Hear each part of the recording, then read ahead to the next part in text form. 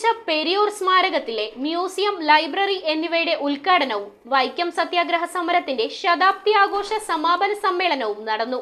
പെരിയോറിന്റെ പ്രതിമയിൽ തമിഴ്നാട് മുഖ്യമന്ത്രി MK സ്റ്റാലിനും കേരള മുഖ്യമന്ത്രി പിണറായി വിജയനും പുഷ്പാർച്ചന നടത്തി.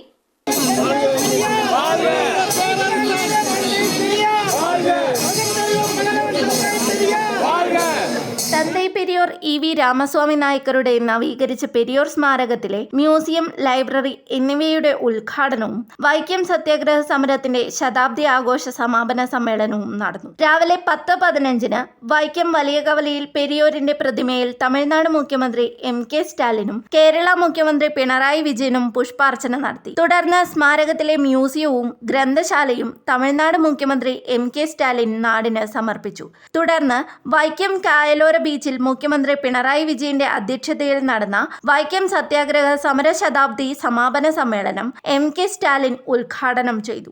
ഇന്ത്യയിലാകെയുള്ള സാമൂഹ്യ പരിഷ്കർത്താക്കളുടെ മുൻനിരയിലാണ് പെരിയാർ എന്ന EV രാമസ്വാമി നായ്ക്കരുടെ സ്ഥാനം.